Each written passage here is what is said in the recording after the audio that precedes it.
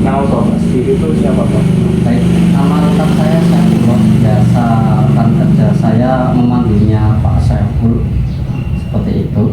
Mungkin dari teman-teman saya lebih nyamannya dipanggil Saiful saja, nggak usah terlalu formal. Kayak saya pengennya konsepnya kita adalah keluarga, seperti itu, tanpa adanya perbedaan. Maka dari itu saya lebih nyaman dan enak dipanggil sama rekan-rekan kerja itu dengan Mas Saiful aja, jangan Pak Saiful. Karena bagi saya kalau dari rekan-rekan ataupun personalia yang lebih bawah terlalu membeda-bedakan, saya tidak ingin tadi. Ya, berarti Pak Kobus bisa memanggil saya Pak Saiful saja, nggak apa-apa. Pak Saiful, untuk usaha yang dijalankan itu usaha yang kami jalankan itu bergerak dalam bidang pembuatan web, lebih fokusnya untuk digitalisasi, dan saat ini kita merambah untuk program pelengkapan fasilitas yang diperlukan oleh sekolahan, baik secara sarana dan prasarana secara fisik maupun digitalisasi, ataupun yang untuk media digital kita penuhi, seperti itu. Kemudian untuk usaha ini udah berapa lama dijalankan? Untuk usaha ini kita sudah membangun kurang lebih antara 10 tahunan, Mas. 10 tahun. Iya.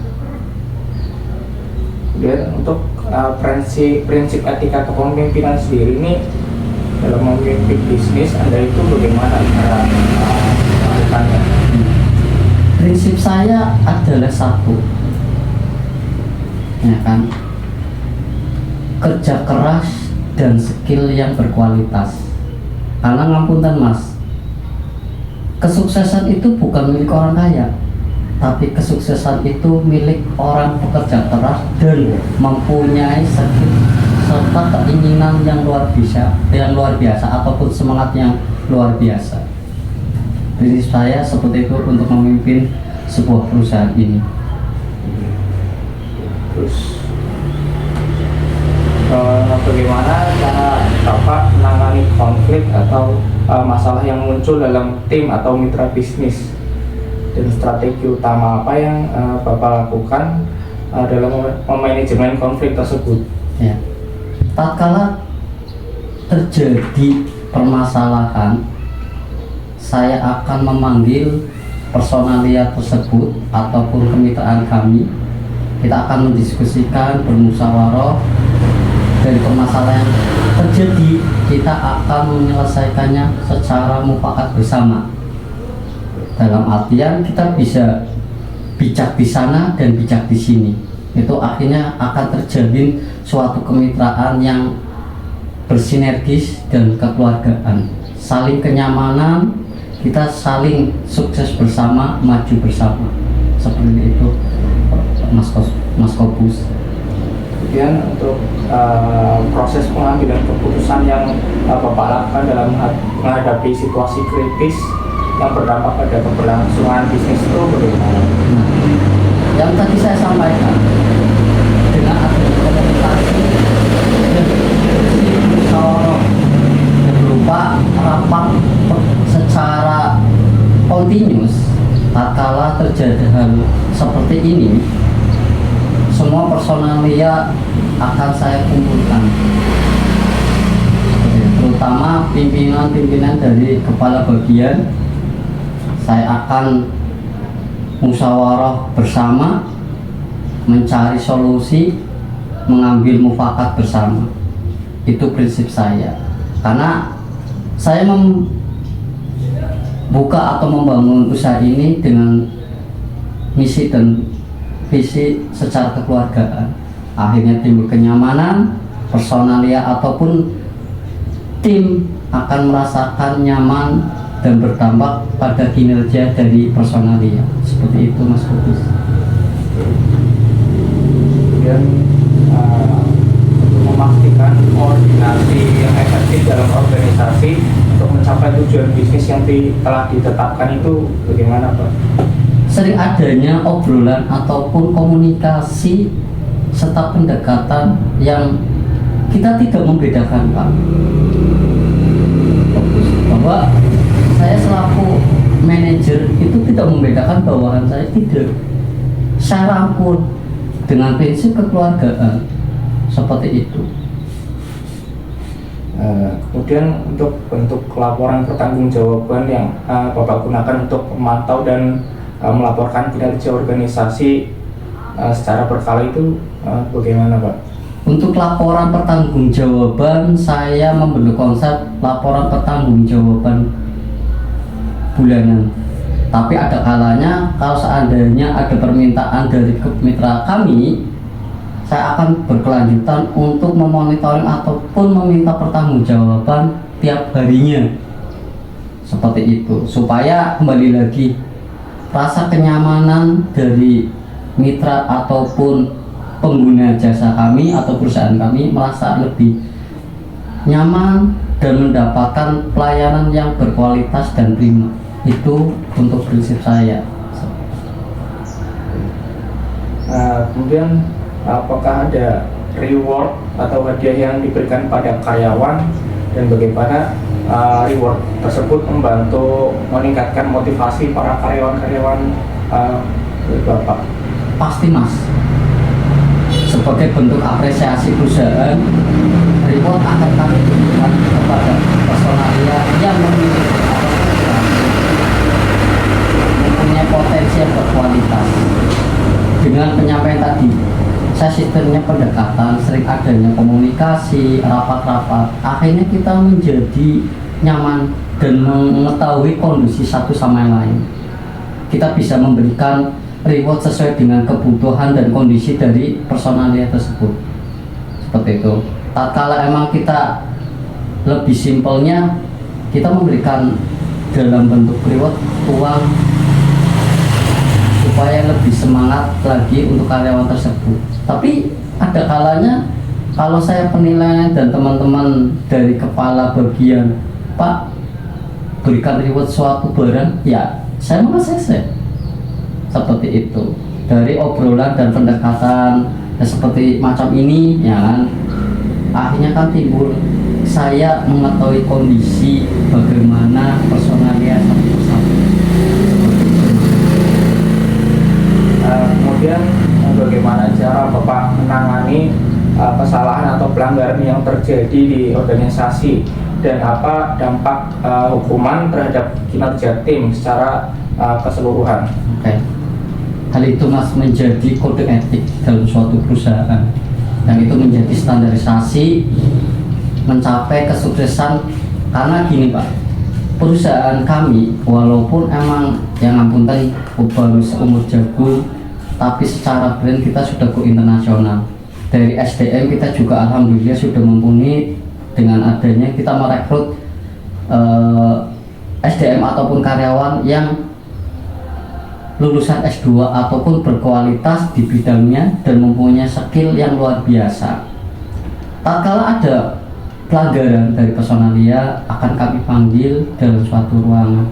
Kita akan ajak obrol secara empat mata, karena secara kode etik tatkala ada personalia melakukan kesalahan, kita eksekusi di lapangan. Itu bukan namanya suatu kebijaksanaan dan kode etik yang baik sebagai pemimpin. Jika ada personel yang melakukan kesalahan, kita panggil dalam ruangan, ngobrol empat mata. Nah kan, kalau hal pelanggaran itu masih ringan, kita bisa memberikan kebijaksanaan. Tapi tatkala pelanggaran itu sudah berat, kita memberikan sanksi berupa surat teguran. Surat teguran pertama, kedua, tatkala pelanggaran itu kita tidak bisa memberikan toleransi dan kebijakan lagi, kita akan merumahkan personalia tersebut.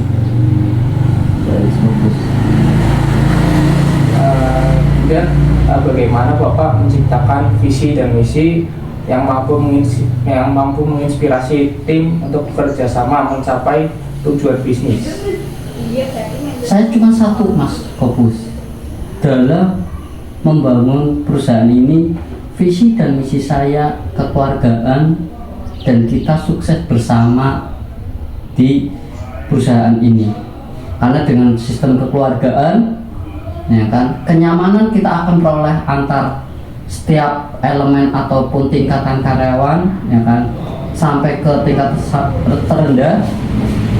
Kenyamanan sudah diperoleh di semua personil ataupun karyawan perusahaan kami, maka karyawan tersebut juga akan memberikan, ya kan, timbal balik yang baik. Mereka akan bekerja dengan semangat, ya kan. Mereka merasa dihargai, dihormati. Walaupun ngapunten, saya tidak membeda-bedakan karyawan si A, B, kita sama, kita satu keluarga. Dengan hal itu, kenyamanan, kita saling menghargai, menghormati, timbullah semangat untuk bekerja yang maksimal dari setiap karyawan. Itu Mas Kopus. Kemudian apa pelajaran terbesar yang Bapak dapatkan dari kegagalan dalam bisnis, dan bagaimana hal tersebut mempengaruhi gaya kepemimpinan Bapak? Ya. Kembali lagi Mas, kesuksesan itu bukan milik orang kaya. Kesuksesan itu milik orang pekerja keras dan memiliki skill yang baik dan berkualitas. Kegagalan adalah kesuksesan yang tertunda. Belajar dari kegagalan, kita mengevaluasi diri, mengevaluasi kegagalan itu supaya kedepannya kita lebih sukses, lebih maju lagi. Itu yang akan saya terapkan dan itulah prinsip saya. Kemudian apakah ada saran untuk mahasiswa yang ingin memulai bisnis, khususnya dalam mengembangkan spiritual quotient dan membangun kepemimpinan yang berkelanjutan? Saran saya kepada pemula ataupun para bisnis juga, jangan takut untuk melangkah. Dicoba dulu. Secara teoretis di perkuliahan, teori tanpa praktek juga nol. Jadi saya sarankan bagi pemula ataupun pebisnis baru, jangan takut melangkah. Dicoba dulu. Dari usaha itu ada kegagalan, kita evaluasi mana yang perlu kita perbaiki, mana yang kita harus ambil ilmu dan hikmahnya. Seperti itu. Kalau seandainya dari pemula mau ngambil usaha ini, resikonya ini, ya kan, kapan mau maju, kapan mau melangkah, ya kan. Ambil pilihan, saya akan berbisnis ini. Setiap pilihan pasti ada resikonya. Seperti itu. Karena gini Mas, hidup adalah pilihan. Dari pilihan itu butuh perjuangan, dan perjuangan itu butuh pengorbanan. Salah satu kegagalan yaitu bentuk pengorbanan kita. Kita tidak munafik. Dalam berbisnis pasti kita akan menginginkan keuntungan yang besar. Seperti itu. Tapi ada kalanya dalam berbisnis kita menemukan kendala ataupun kegagalan. Tapi jangan berlarut-larut dalam kegagalan itu. Kita harus bangkit dan bagaimana memperbaiki supaya kedepannya tatkala menemukan hal ini kita bisa lebih semangat dan teguh untuk menghadapi kendala ini. Itu saran saya bagi para pemula Mas. Mungkin seperti itu aja pertanyaan yang dari saya. Mungkin terima kasih untuk waktunya Pak telah meluangkan untuk wawancara ini. Terima kasih banyak. Iya, sama-sama. Tapi sebelumnya mohon maaf ya untuk tempat, karena saya prinsip hidup saya itu kesederhanaan. Dengan adanya obrolan seperti ini akan terjadi komunikasi dan hubungan yang baik antara saya dengan Mas Kopus, walaupun kita jarang bertemu, ya kan? Tapi dengan obrolan ini kita akan merasakan kenyamanan dan satu pemikiran yang sama untuk memajukan perusahaan ini, dan supaya bekal untuk Mas Kopus kedepannya memimpin suatu perusahaan nantinya. Oke, ada yang bisa saya bantu lagi Mas Kopus? Mungkin sudah cukup Pak. Iya, Sekali lagi baik. terima kasih banyak Sama-sama. waktunya. Iya. Semoga sehat sukses selalu ya Mas Kopus. Semangat selalu.